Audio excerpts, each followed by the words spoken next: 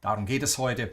Und das ist für mich ein ganz, ganz wichtiges Thema heute, denn es wird so oft im Blues verwendet und es ist immer so, man versucht Gitarrensolos zu lernen, nachzuspielen, Licks zu lernen und stellt immer wieder fest, bei diesen Mega-Profis, da klingt es dann doch ein bisschen cooler. Ne?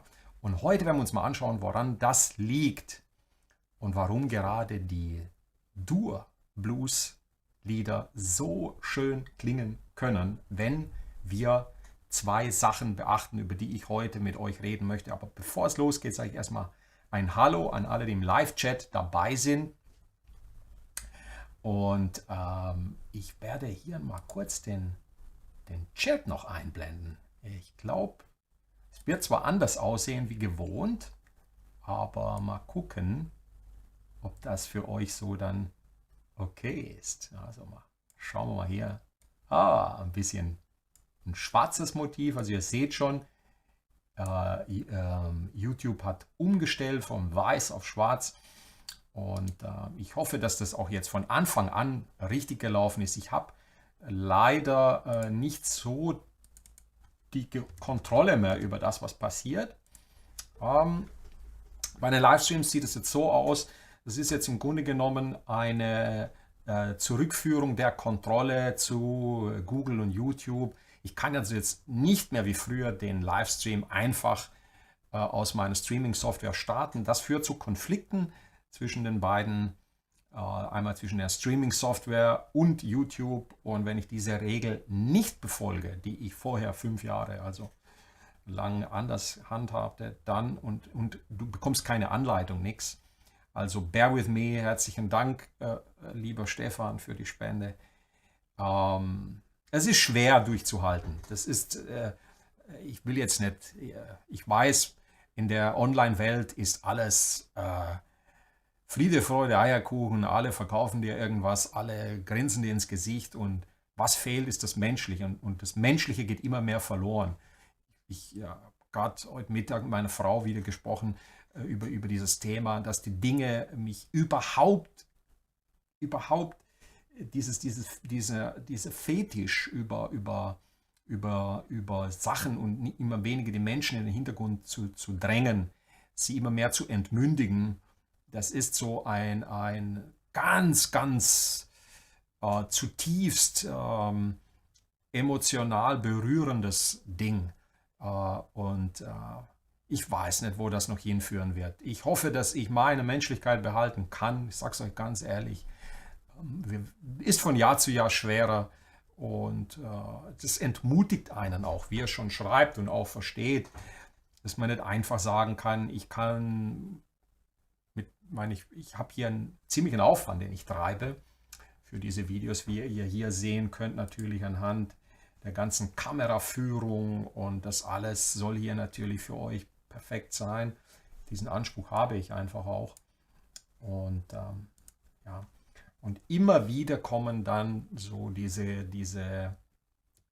Knüppel, die man da bekommt, ne, zwischen die Beine. Ich hoffe, dass ich das jetzt in Zukunft irgendwie in den Griff haben werde. Ich weiß nicht. Ich werde im Nachhinein schauen, ob meine Ansprache zu Beginn des Videos gleich mit aufgezeichnet wurde, denn ich muss den Livestream erst über die Streaming-Software starten. Dann taucht hier im YouTube-Studio, dass jetzt alles schwarz ist. Keine Ahnung, warum das schwarz ist. Ich kriege es noch nicht umgestellt auf weiß. Und dann darf ich dort erst, wenn ich in der Streaming-Software gestartet habe, darf ich dann den Livestream starten. Wenn ich das andersrum mache, dann hängt sich das Ganze auf. Okay, mir vergeht so langsam die Lust auf die Livestreams, weil ich glaube, ihr versteht das. Und ich werde mir das jetzt noch eine Weile angucken. Wenn mir das zu sehr Stress verursacht, dann werde ich aufzeichnen. Ja. In Zukunft. Drückt mir die Daumen. Also, ich bin der Einzige, der das macht im deutschsprachigen Raum. Wirklich der Einzige und es ist schwer durchzuhalten. Es ist echt schwer. Aber genug zu dem Punkt. Vielen Dank, dass du dir das auch im Nachhinein angehört hast und Verständnis dafür hast, dass man Ja, das ist nicht so einfach. Jetzt möchte ich mit dir zusammen dieses Thema durchgehen. Und without further ado, ohne es länger aufzuhalten, gehen wir gleich rein in die Sache. Also, um was geht es heute? Es geht um Folgendes. Es geht um die Überlagerung von 2 Pentatonik-Positionen. Ja. Und diese Überlagerung erzeugt eine neue Geschichte, aber die möchte ich dir so einfach und leicht erklären, dass du da in keine Schwierigkeiten kommst. Und ich habe wirklich versucht, das schaubildmäßig hier so gut wie möglich darzustellen. Und ich hoffe, du kannst das gut nachvollziehen, was hier passiert. Also wir haben ja in der Pentatonik 5 Töne. Und entsprechend dieser Grundtöne, ich werde das Beispiel heute in der A-Moll-Pentatonik und der A-Dur-Pentatonik bringen. Das ist so die meistverwendete Pentatonik Skala auf der Gitarre. A, danach meistens kommt E-Moll. Und ihr seid es gewohnt, deswegen sollte das Ganze dann auch für euch ein bisschen leichter sein, das nachzuvollziehen. Also, wir reden heute von 2 Überlagerungspatterns. Etwas, was ich so noch nicht gefunden habe und es deswegen auch euch erklären möchte. Also wir haben die erste Position der A-Moll-Pentatonik und heute geht es um den Dur-Blues. Dur-Blues bedeutet, wir haben A als Akkorde zur Verfügung A7. Ja, kann man auch hier unten spielen, das A7. D7 und E7. Hier als Barré-Akkord A7. Dann ein D7 kannst du zum Beispiel so greifen, das ist ein C7. Verschoben um 3 Bünde, hier ist dann D. Spielst du nur die mittleren 4 Saiten und dann E7.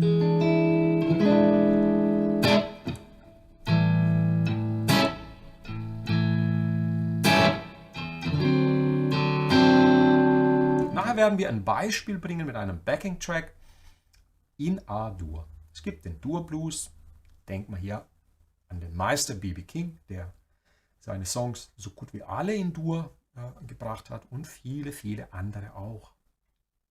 Das Interessante ist am Dur-Blues, dass wir Moll-Pentatonik und Dur-Pentatonik über diese 3 Dur-Akkorde legen können. Und das möchte ich heute mit dir durchgehen. Und dann übst du das auch entsprechend und wirst das dann auch einsetzen können. Wichtig ist jetzt aber erstmal die Visualisierung und die Verständnis. Beginnen wir mit Position 1, A-Moll-Pentatonik, die jeder kennt.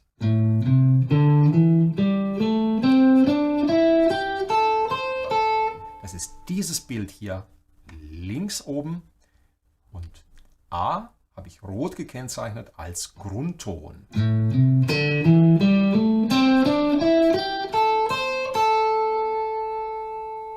So, in derselben Position, auch mit A als Grundton, liegt die erste Lage der A-Dur-Pentatonik. Nun, diese sieht aus, wenn du jetzt genau hinguckst, wie die zweite Position der A-Moll-Pentatonik. Im Grunde genommen ist das so, du hast 5 Patterns und du musst keine neuen Muster lernen. Wenn du die Moll-pentatonischen Patterns gelernt hast, alle 5,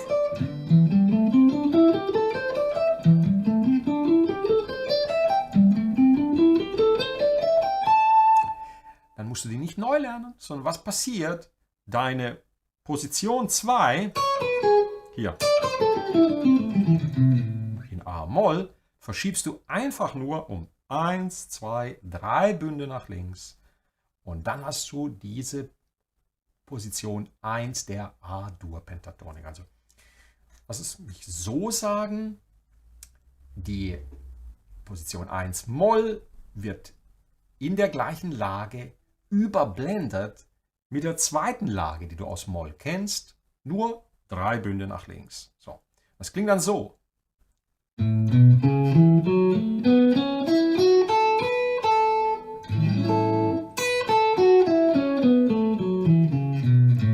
Auch hier haben wir den Grundton hier in Rot und die Tonleiter in Blau. Wenn wir jetzt diese beiden Patterns, also das erste der Moll, das erste der Dur-Pentatonik, übereinander legen, dann bekommen wir diese Geschichte hier. Das ist eine Tonleiter, die, werde ich gleich nachher sagen, an welche Tonleiter sie extrem angelehnt ist und im Grunde genommen so gut wie deckungsgleich. Also hier haben wir dann, sorry, dass das hier immer eingeblendet wird, aber das ist halt so bei Adobe. Ich hoffe, es stört euch nicht zu stark.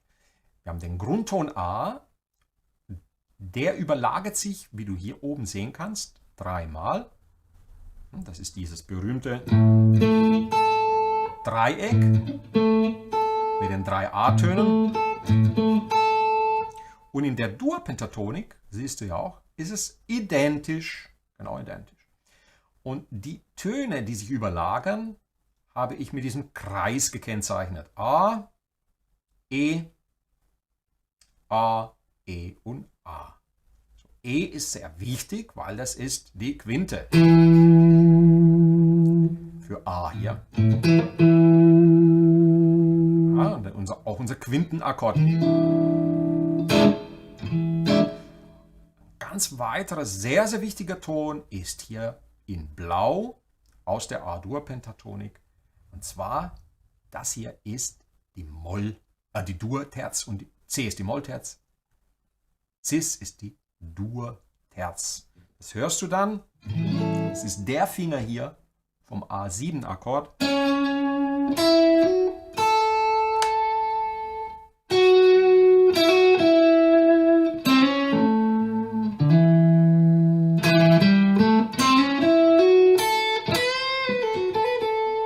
Und dieses schöne Sound, den du jetzt gehört hast, das ist das, was wir erreichen wollen.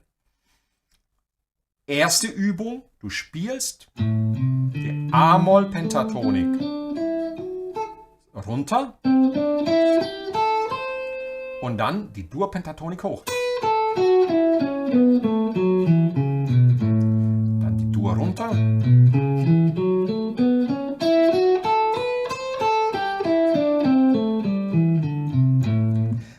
Und machst du dir das als Übung, dass du zwischen Moll und Dur wechselst, und sodass du dich an diese überlagerte Form der beiden Tonleitern gewöhnst.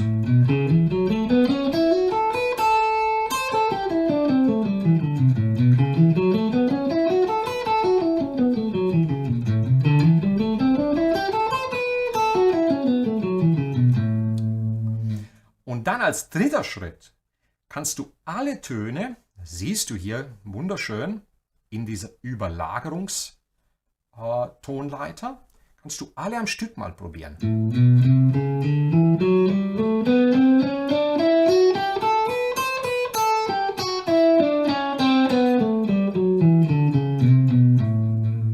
Und im Grunde genommen, bis auf diese Geschichte hier, hast du die mixolydische Tonleiter. Diese Mischung aus Dur und Moll, die so cool klingt, ist haargenau die Grundlage für die mixolydische Tonleiter, die so gerne im Rock und im Blues verwendet wird. Aber das nur als theoretischer Hintergrund ist nicht wichtig. Wichtig ist, dass du erstmal erkennst, dass diese beiden Lagen hier in der ersten, da wo der A7-Akkord ist, dass die übereinander liegen, wo die Grundtöne sind, und dass du das trainierst. Beispielsweise eine der Übungen wäre dann eben dieses Runterspielen in Moll.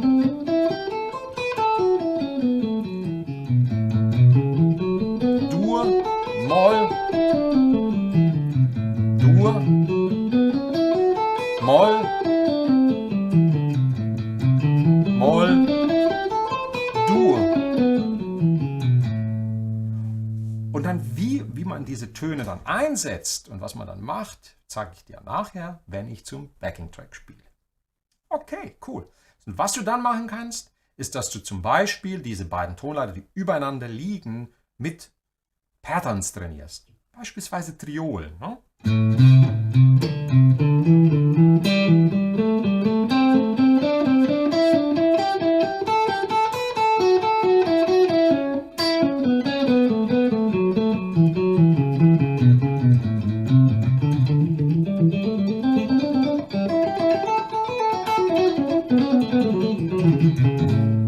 Sodass du dich gewöhnst und wenn du das trainierst, nach kurzer Zeit hast du eine ganz andere Sichtweise dieser Pentatoniken. Ja? Und mein Wunsch ist, dass du jetzt nicht alle 5 gleichzeitig übereinander legst. Das braucht nämlich seine Zeit, sondern wir machen heute nur 2 Positionen, also 2 dieser Überlagerungspatterns, die im Blues halt am meisten verwendet werden. Ja? Um die geht's. Ja? Und diese 2 Lagen, damit decken wir sehr, sehr viel ab. Und es wird ganz interessant auch zu sehen, wenn wir die beiden vermischen, wie ähnlich die sich aussehen. Okay? Cool. Also, nochmal zurück in das Beispiel. Ganz klare Sache, wenn du jetzt zum Beispiel dann hier die Lage 1 der A-Moll-Pentatonik spielst.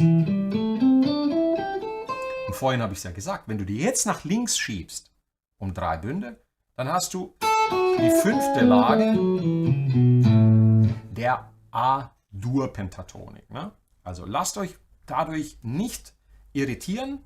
Das Wichtige ist nur eins zu wissen. Die 2. Position der Moll-Pentatonik ist die 1. Position der Dur-Pentatonik nach 3 Bünde nach links verschoben. Und die liegen übereinander und das ist das, was gespielt wird. Das ist das, was so cool klingt und im Dur-Blues. Ja? Gilt nur für den Dur-Blues. Also ich würde natürlich die Mollterzen niemals auf dem Moll-Blues spielen. Okay? Also das als Übung. Schauen wir uns gleich die nächste Lage an. So, hier haben wir das. Und geht es hier in dem Beispiel jetzt um, also hier klar, ne? Hier Bund 12, 15, wir sind jetzt von 5, gehen wir hoch auf 12 und spielen die Position 4 der A-Moll-Pentatonik, die der Position 1 ähnelt. Hier ist nur der Grundton dann auf der A-Seite. Bei Position 1 war der Grundton auf der dicken E-Seite und hier ist er auf der A-Seite.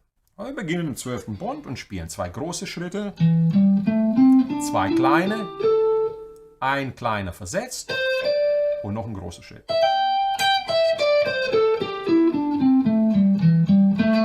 Und wenn wir das rauf und runter spielen,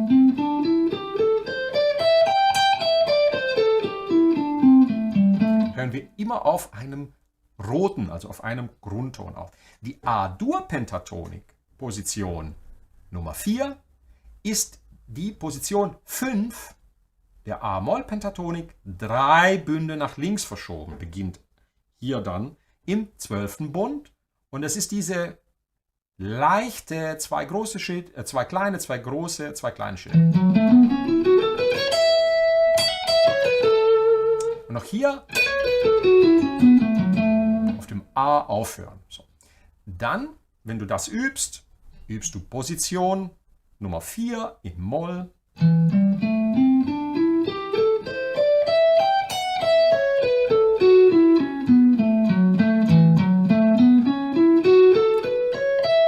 Und dann Dur runter, Moll hoch.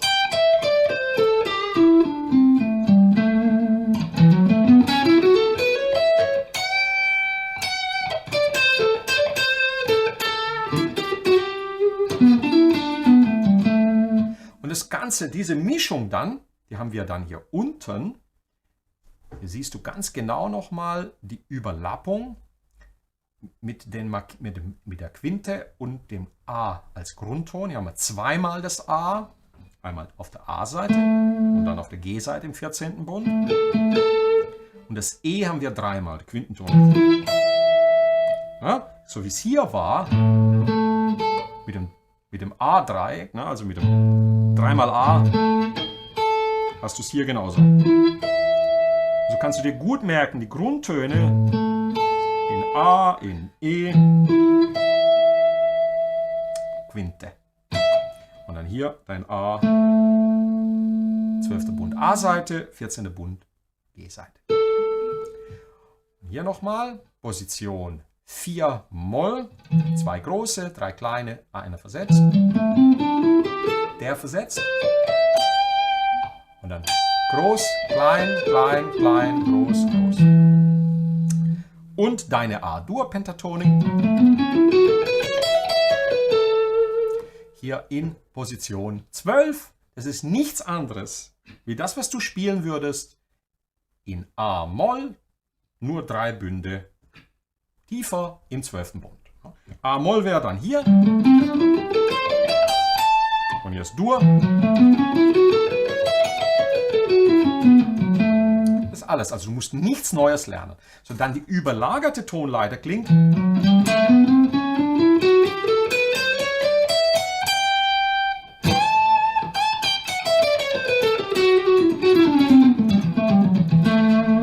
Solidisch ist das Ganze dann vom Klang her.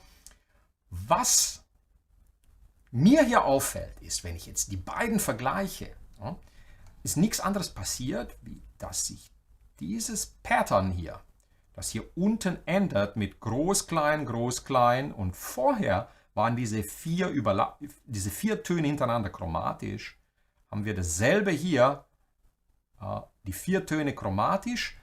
Und dann spiegelt sich das Ganze groß-klein und beginnt oben mit zweimal groß-klein. Also das ist, so visualisiere und merke ich mir das. Ja,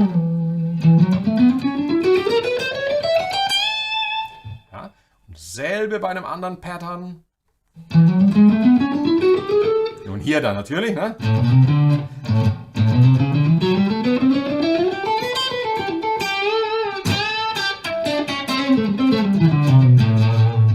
Und so übe ich das dann, überlagere diese beiden. Aber bevor du das machst, ist mir ganz, ganz wichtig, dass du dir einprägst, welche beiden Patterns übereinander liegen. Nämlich, wenn du die Position 1 der Moll-Pentatonik spielst, liegt die Position 1 der Dur-Pentatonik auf dieser Tonleiter drauf, auf dieser Position. In dem Beispiel sind wir in A, also beginnst im 5. Bund. Das ist alles, was du dir merken musst. Du siehst hier nochmal das Oktavendreieck, wie ich das in dem Video erkläre mit der Orientierung auf der Gitarre. Übrigens, demnächst in 2-3 Wochen kommt Teil 2 in Bezug auf die Visualisierung, sodass man dann alles nochmal im Detail dir erkläre, wie ich die Gitarre visualisiere, und dann ist das der Kessel geflickt, wie man so schön sagt. Ne? Aber das hier, das ist doch, finde ich, ganz, ganz toll, wenn man das sich so verinnerlicht. Und wie einfach das eigentlich ist, du musst nichts Neues lernen, sondern einfach nur deine Moll-Pentatonik, Position 2. 3 Bünde nach links und sie von dort aus spielen. Perfekt. Und schon hast du den Dur-Klang. Machen wir jetzt ein Improvisationsbeispiel. Aber bevor wir das machen, gehe ich noch in den Chat und schaue mir an, was ihr geschrieben habt.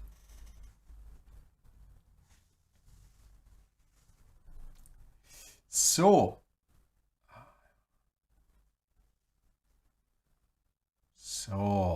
Danke Hans. Herzlichen Dank Stefan. Vielen, vielen Dank für die Spende. Grazie mille. Ja, wie der Hans schreibt, live ist so toll, weil dann Kontakt entsteht. Natürlich, ich meine, es soll ja so bleiben und ich will es ja machen, weil es menschlich ist. Es ist ganz anders. Ich kann wirklich mich mit euch unterhalten. Ja, ja. Danke.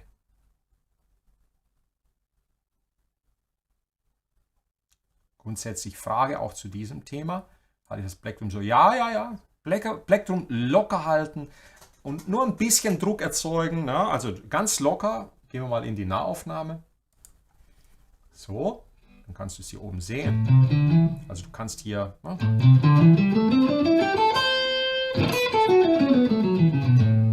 Ganz locker. Nur wenn du jetzt hart spielen musst.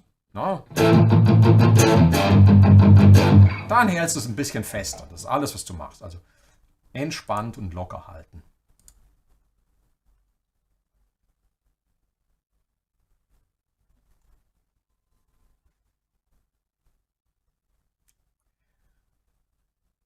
Sebastian ist im Thumbnail, weil das Programm den alten Thumbnail übernommen hat vom letzten Video und ich das noch nicht geändert habe.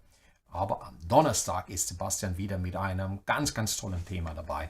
Den Thumbnail ändere ich im Nachhinein noch. Es liegt an diesen neuen Dingen, die YouTube hier spielt. Und ihr habt keine Vorstellung, was für ein Aufwand es ist, das so für euch so hinzubekommen. Ihr habt ehrlich gesagt, wenn ihr das 100 Mal live machen müsst, ihr würdet alle, also ich will jetzt wirklich mich nicht da irgendwo hochloben, aber ich hätte schon gern jemanden, der das für mich macht, sodass ich ja ganz entspannt mit euch plaudern kann.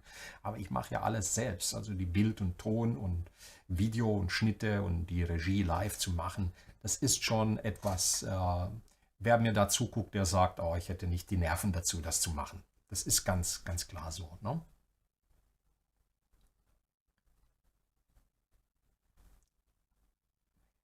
Das kann man nur im Dur Blues nutzen, was wir heute machen. Ne? Ganz wichtig.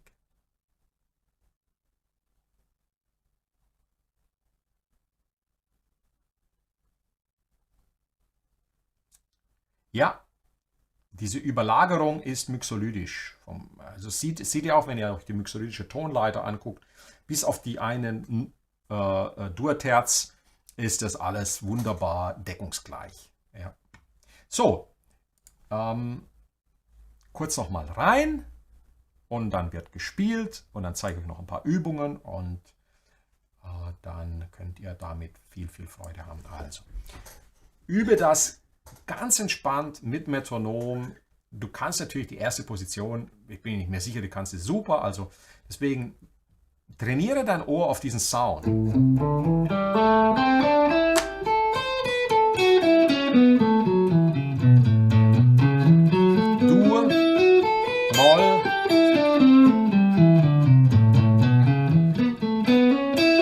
Wenn du die Übungen von heute machst, garantiere ich dir Folgendes. Ich gebe jetzt eine Garantie ab. Wenn du das heute trainierst, in den nächsten Wochen, und es übst, dann wird sich dein Gehör so verändern, dass es dir immer gelingen wird, den Unterschied rauszuhören, ob jemand gerade einen Lick in Dur oder in Moll spielt. Und das ist etwas Großartiges für dein Gehör und für deine Motivation. Wenn du das von heute trainierst, in den nächsten Wochen, garantiere ich dir, wirst du für immer und ewig bei jedem Blues-Lied, Blues-Gitarren-Solo, egal wer es spielt, hören, ob er jetzt Moll oder Dur.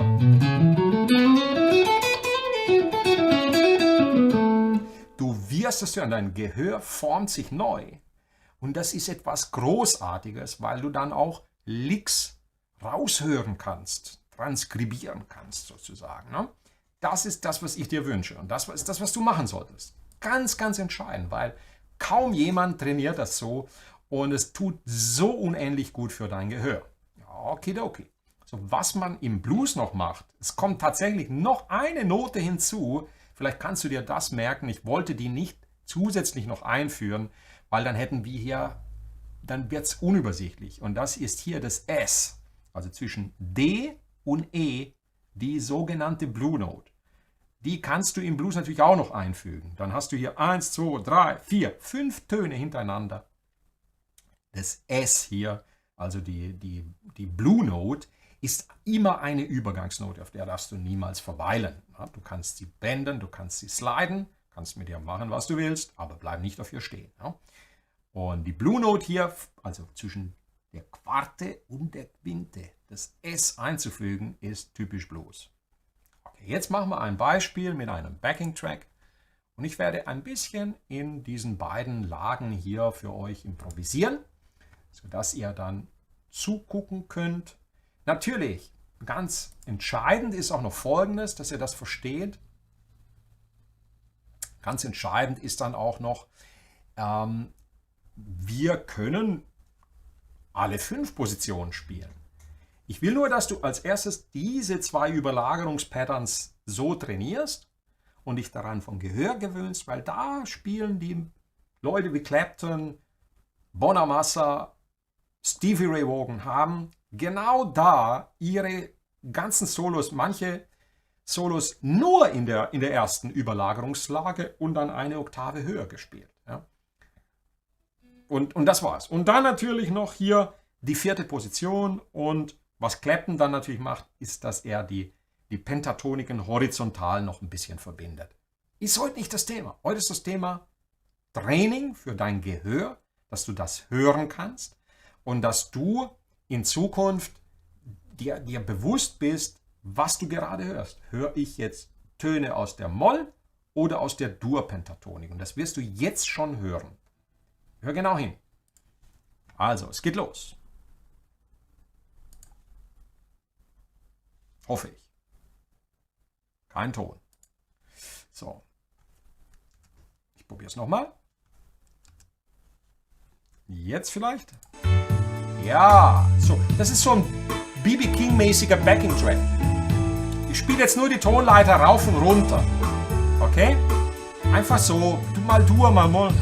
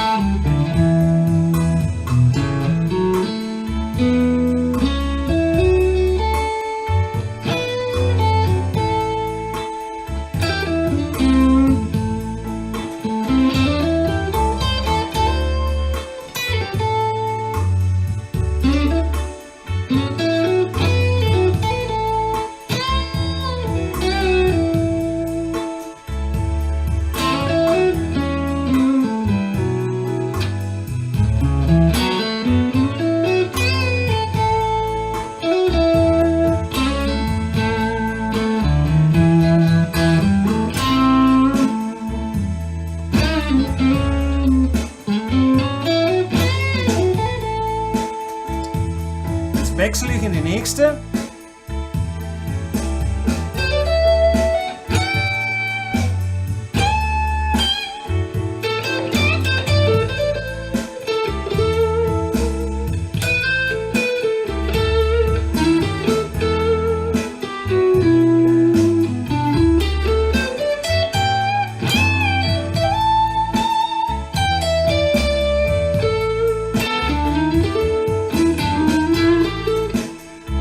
Hier dann. Einfach mal die Tonleiter rauf und runter.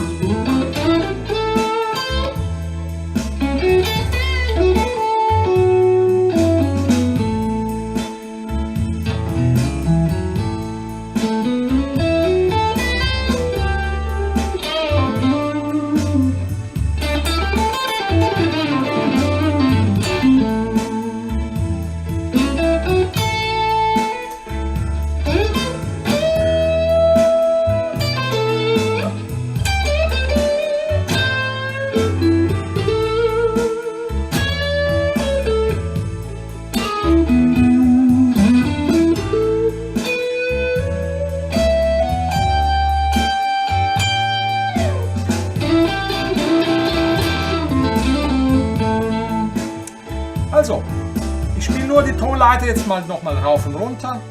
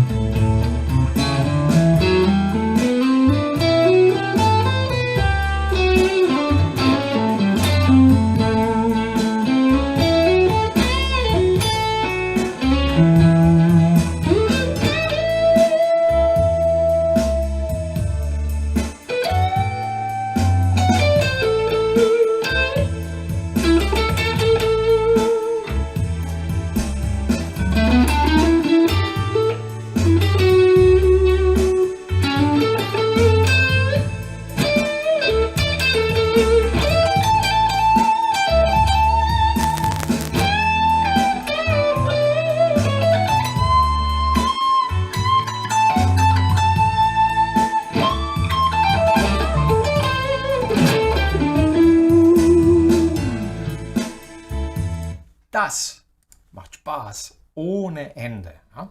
Und diese Überlagerung der beiden Moll und Dur ist genau das, was man immer wieder hört bei diesen Leuten wie Clapton, B.B. King und sich immer gefragt hat, Mann, wieso klingt es bei denen so schön und so süß? Und natürlich gibt es dann, ich habe jetzt sparsam gespielt, es gibt dann noch ein paar so Licks und Sachen, die man dann eben von den Leuten auch lernt, so Standard-Klischees, habe ich jetzt ein bisschen weggelassen und ich bin wirklich nur in diesen beiden Positionen geblieben. Was du natürlich auch machen kannst und darfst, du darfst alle 5 Lagen übereinander legen. Aber ich rate dir, beginne mit diesen beiden Überlagerungspatterns. Das ist alles, was du brauchst für den Augenblick, weil da geschieht 95% von dem, was da draußen improvisiert wird. So, jetzt gucken wir nochmal in den Chat rein.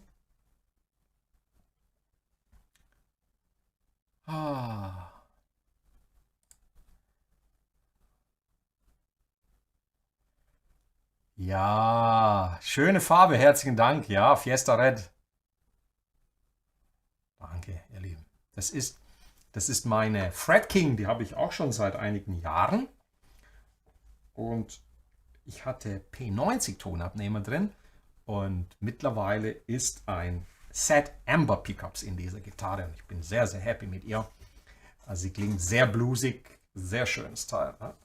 Handgefertigt in England von Trevor Wilkinson und der Hals ist super für mich. Ne?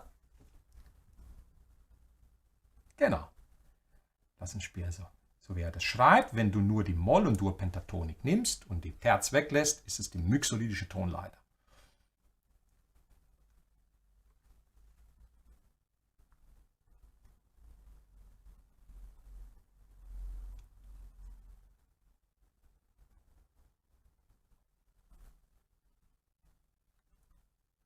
So kann man das Ganze beliebig zwischen den Skalen während eines Backing-Tracks in Dur herumwechseln oder ganz bestimmte Momente und Phasen. Du kannst es bei einem Dur-Blues, je nach Atmosphäre, die du erzeugen willst, willst du, dass der Dur-Blues ein bisschen trauriger klingt, ein bisschen melancholischer, dann kannst du im Grunde genommen fast alles in Moll drüber legen. Wichtig ist nur, dass du bei dem Quintenakkord bei E7 dann auf dem E landest. Das hilft enorm, aber mix erstmal. Und du kannst auch komplett in der Dur-Pentatonik spielen, was auch wunderschön klingt. Und wenn du die Dur-Pentatonik spielst und zum Beispiel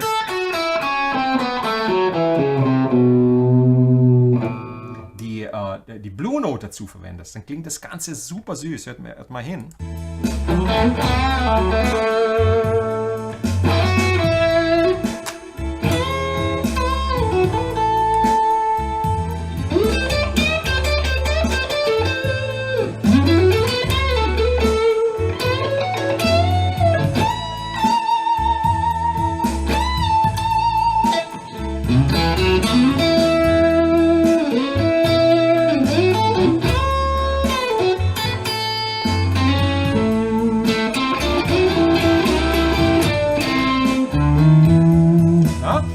Natürlich, ganz wichtig ist für euch alle, wenn ihr so etwas nachspielen wollt. Ihr müsst sehr viel Blues hören und sehr viel ausprobieren. Sehr viel auf Backing-Tracks.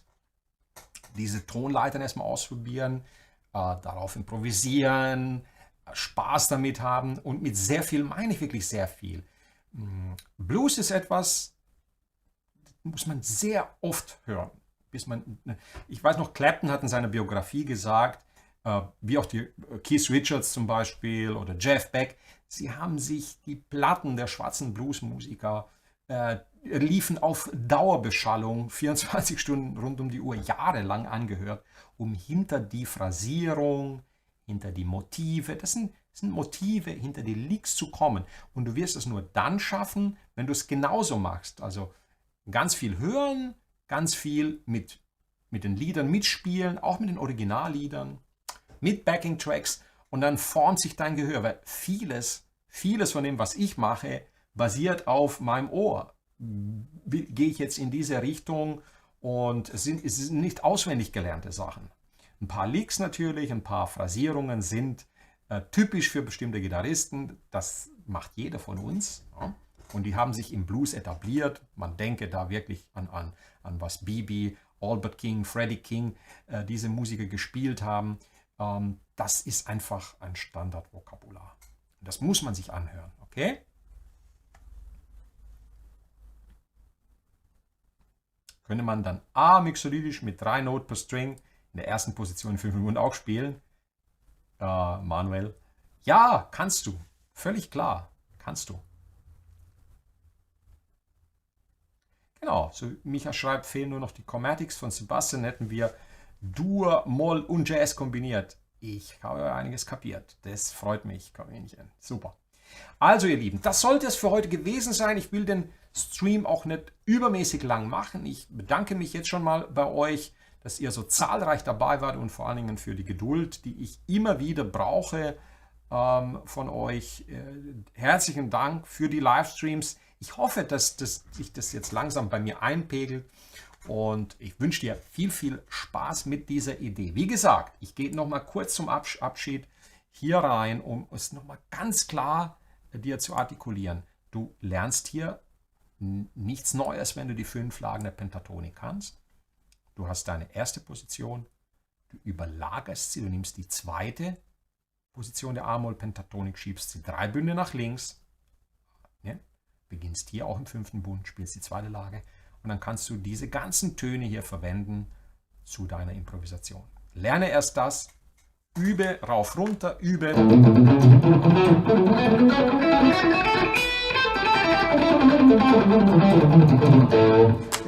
Übe Patterns drin, trainiere das, verbinde das und spiele mit Backing-Tracks, spiele mit diesen Songs mit. Lerne das hier und dann nimm die 4. Lage der Moll-Pentatonik. Hier, überlage sie mit der nächsten Position, das wäre Position 4, 5 logischerweise von Moll. Die nimmst du dann und legst sie drüber. Beginnst genauso hier im 12. Bund. Super einfache Geschichte, super einfach. Und das gilt natürlich für jedes Pattern. Wenn du hier jetzt mit 2 startest, in Moll, und dann legst du einfach, sorry, ich war mein Bund verrutscht, ich muss 3 Bünde nach links, legst du einfach dann auf die Position 2 Moll, legst du die 3 Moll, verschiebst sie 3 nach links, und das ist dann Position 2 Dur. Das ist eine einfache Geschichte. Ja? Und dann hier nochmal zur Übersicht diese Überlagerung. Ich wünsche euch auf jeden Fall viel Spaß. Herzlichen Dank für die Spender. Ihr seid wirklich sehr lieb. Danke, Xela.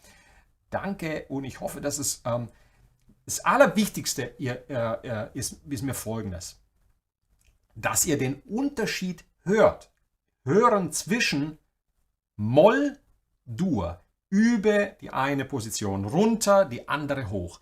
Und so gewöhnst du dich dran. Und ich garantiere dir, es wird unmöglich, dass du jemals wieder das nicht hörst, wenn du das übst. Das sollte es für heute gewesen sein. Herzlichen Dank. Ich freue mich. Am Donnerstag sind wir wieder live, Sebastian und ich. Und wir werden ein für alle Mal uns dem Thema Dreiklänge annehmen in Dur. Und ich hoffe, dass wir beides schaffen, in Dur und Moll. Zeigen euch die paar Formen, die es gibt. Bang, bang, bang. Es sind Formen, Akkordformen, einfach mit 3 Fingern. Und wie ihr die üben sollt und wie man die einsetzt. Ich glaube, das wird ein fantastisches Video am Donnerstag. Ich lade euch herzlich ein. Vielen, vielen Dank an euch. Ganz liebe Grüße und bis zum nächsten Mal. Stay strong. Viel Spaß beim Üben. Bleibe dabei. Bleib motiviert. Hab Lust auf dein Training. Hallo Nicole, herzlichen Dank nochmal, ihr Lieben. Super.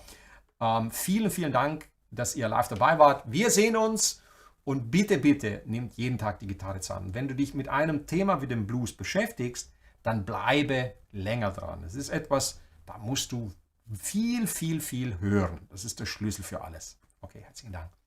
Ciao, wir sehen uns.